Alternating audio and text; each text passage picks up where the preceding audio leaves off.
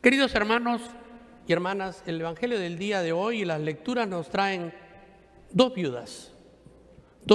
¿Y qué es lo que pasa con las viudas? Siempre, ¿no?, en el tiempo de Jesús, ¿no?, y en el profeta Elías, las viudas eran las más vulnerables. Había tres personas que se consideraban vulnerables, vamos a decir, en el pueblo judío: las viudas, los huérfanos y los extranjeros.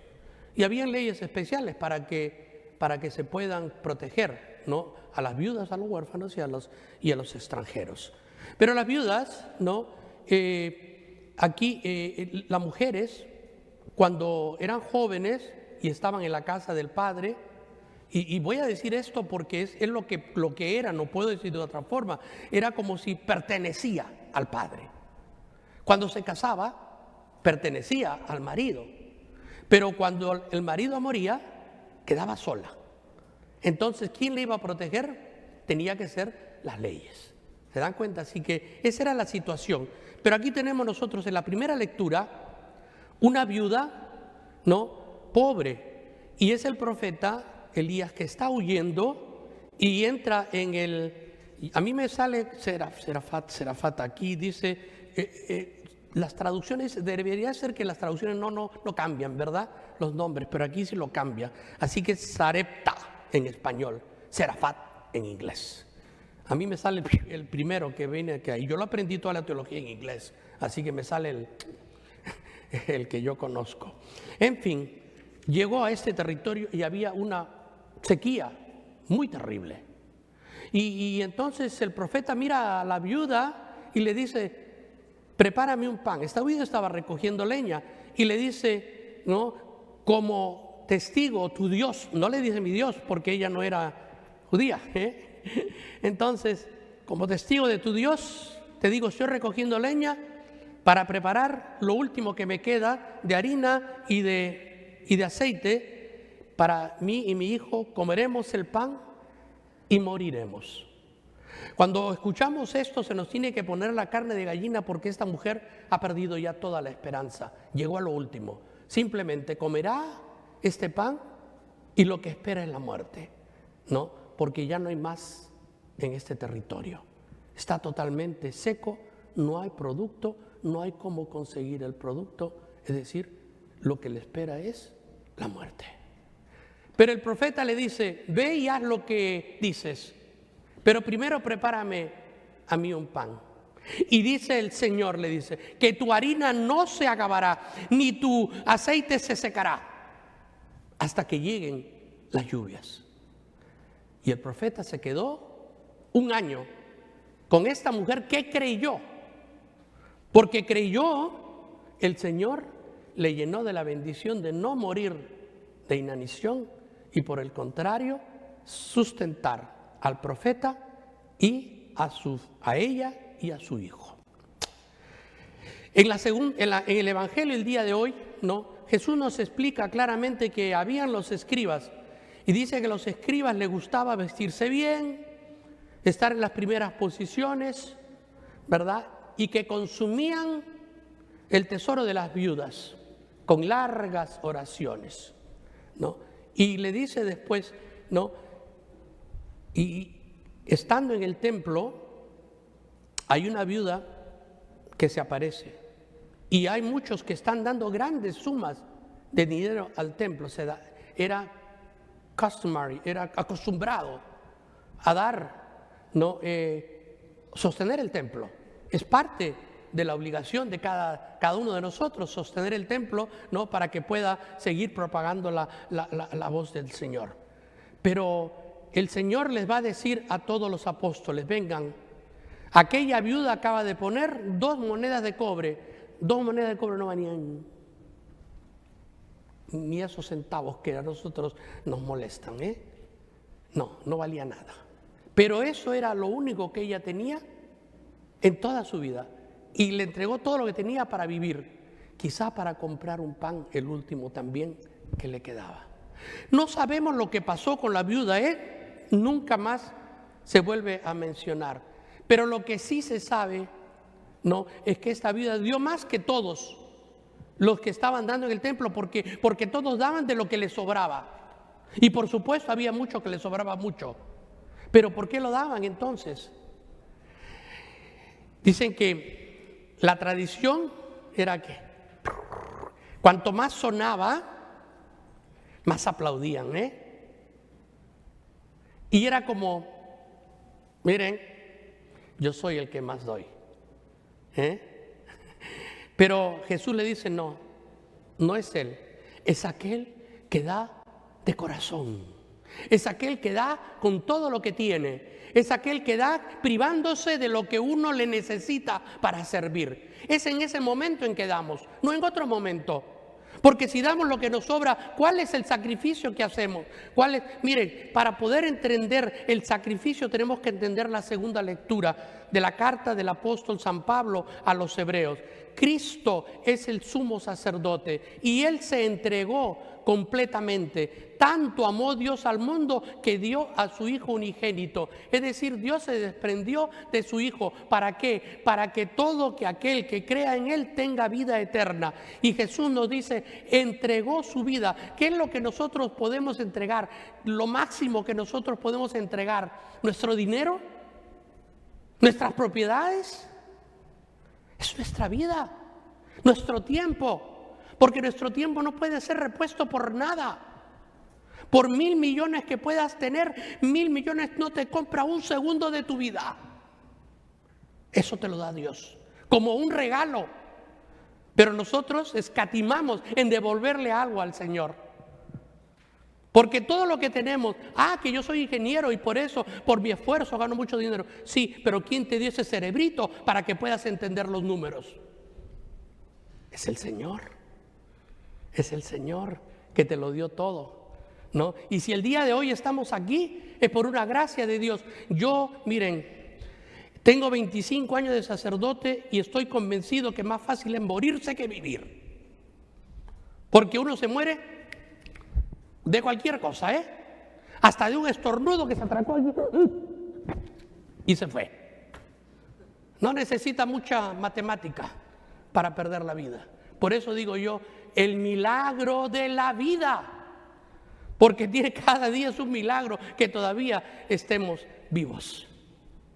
Por eso, el Señor, ¿qué es lo que dice? En la antigua alianza, el sumo sacerdote entraba cada año en el santuario para ofrecer sangre que no era de la suya. Era el día del atonement, el perdón de los pecados. Entonces, ¿qué es lo que hacían? Mataban a un animal, ¿no? Y después se esparcían la sangre. Nosotros, nosotros solo esparcimos agua y a veces, ¡ay, qué tanta agua! Ya me mojé. Pero, ¿y por qué? No, porque esa agua nos recuerda que el bautizo, el perdón de los pecados, ¿no? Cuando entramos a la misa y hacemos la aspersión ¿eso qué reemplaza? ¿No? Las oraciones que nosotros decimos al comienzo para prepararnos, ¿no? Porque estamos pidiendo perdón, estamos recordando el bautizo que el Señor nos dio, que nos lava nuestros pecados. ¿Okay? Es el acto penitencial. En lugar de decir yo confieso ante Dios Todopoderoso, esa agua nos recuerda que Jesús nos perdona nuestros pecados, ¿verdad? Entonces, ¿qué es lo que pasaba? ¿No? Cristo no tuvo que ofrecerse una y otra vez a sí mismo en sacrificio. El Señor murió una sola vez por nuestros pecados. Y cada vez que celebramos la Eucaristía, ¿qué pasa, Padre? Estamos volviendo estamos unidos a ese único momento en el tiempo en el cual el Señor murió por nuestros pecados. ¿Se dan cuenta? Cada vez que celebramos esta Eucaristía, no estamos volviendo a repetir el sacrificio de Jesús en la cruz, no. Nos estamos uniendo a ese momento en la historia tan especial, ¿no? Por eso es que es tan profundo lo que pasa aquí en la iglesia cada vez que celebramos la Eucaristía. Y es el Señor mismo que baja del cielo y que convierte en esas especies en pan y en vino, para que nosotros podamos comer de su carne y de su sangre y cumplir las promesas que Jesús nos hizo, que cuando nosotros comamos su carne y su sangre tendremos vida eterna. Eso es lo que pasa. Por eso dice, ¿no? Porque en tal caso había tenido que padecer muchas veces de la creación del mundo. De hecho, Él se manifestó una sola vez en el momento culminante de la historia para destruir el pecado por el sacrificio de sí mismo. Es decir, el Señor como sumo sacerdote fue en ese momento en la cruz sacerdote y víctima. La víctima que se ofreció por nuestros pecados. Por eso decimos que Él es la expiación de nuestros pecados, porque murió para que nosotros podamos ser perdonados. ¿Por qué? Porque nosotros no teníamos cómo agradar a Dios con cualquier acto de sacrificio que pudiéramos hacer. El pecado era tan grande que la única forma de ser perdonado era el sacrificio del Señor en la cruz. Y por eso el Señor ganó un pueblo santo, y nosotros somos ese pueblo santo. Pero nos dice algunas cosas más en esta carta de los Hebreos. Y así como está determinado que los hombres mueran una sola vez. ¿Cuántas veces he escuchado la reencarnación? Que me voy a reencarnar otra vez. No, miren, esas son religiones que vienen del Asia, de la India, budistas que creen en la reencarnación. Pero nosotros no creemos, nosotros somos católicos y creemos que cuando nosotros nos morimos vamos hacia el Señor y ahí viene el juicio. ¿Y qué va a decir el juicio? ¿A dónde vamos? No, vamos arriba directo porque estamos totalmente en la gracia del Señor y sin ninguna mancha. ¿O tenemos que pasar algún tiempo en el purgatorio purificándonos? ¿O por nuestro rechazo a Dios total, en ese momento el Señor no tiene más que otra cosa que ejercitar la justicia, que es simplemente el que no quiso escuchar y el que no quiso amar a Dios y el que no quiso abrazarlo y abrazar su perdón, ¿no? Y entonces es importante entender esto. Está determinado que muera una sola vez y después de la muerte venga el juicio.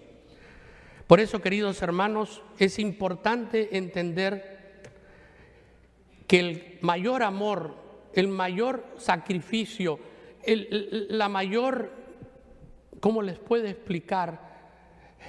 Lo que tuvo que darse completamente es el amor del Señor.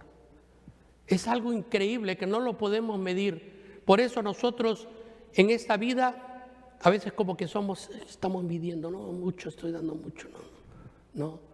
Pero no nos estamos dando cuenta quién dio todo. La generosidad de Dios es infinita, hasta darse Él mismo para que nosotros podamos tener vida. Por eso es importante, y yo a veces se lo vuelvo a repetir, yo no estoy hablando de dinero, cuidado, ya yo le he dicho que es lo más valioso que tenemos nosotros, nuestro tiempo, ese es nuestro mayor tesoro, porque ese tiempo tiene límite. Y ese tiempo un día nosotros vamos a tener, se prende una luz roja y dice, se acabó el tiempo, ¿no? Y entonces, como dicen, estamos en esas sillas, ¿no? Y entonces, ¡pic! ¡Ay! Me siento, estoy bien, me agarró bien. Pero si no tenemos la silla, ¿a dónde vamos? Ay, Dios mío, ahora sí que estoy sin nada, Pero hay una cosa importante, nunca tenemos que olvidarnos de la misericordia del Señor. El Señor es misericordioso, el Señor es bueno. Y quiere que todos nos salvemos, ¿no? Pero también quiere que nosotros lo imitemos. Quiere que nosotros seamos generosos también. Porque si no somos generosos no aprendemos el amor del Señor. Él nos enseñó con su propio sacrificio lo que es el amor. Y el amor es sacrificio. El amor es, me importas tú. Y no importa que yo tenga que sacrificarme, me importas tú. Y por ti yo voy a padecer, por ti yo voy a tener que sufrir un poco, sí, no importa, pero sé que tú vas a salir adelante. Ese es el amor del Señor. El que no pide recompensa, ni el que está midiendo, ni el que está diciendo cuánto voy a obtener de regreso cuando yo estoy dando algo de mí. No, el amor del Señor es gratuito.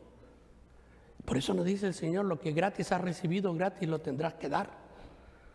Y eso es lo que la iglesia siempre ejerce. Queridos hermanos, que el Señor Dios Todopoderoso nos ilumine para comprender su amor y para comprender que nosotros también tenemos que ser generosos con los demás, con nuestro tiempo, con nuestro talento y sí, con nuestro dinero, porque en este mundo tenemos que aceptar que sin dinero no vamos para ninguna parte.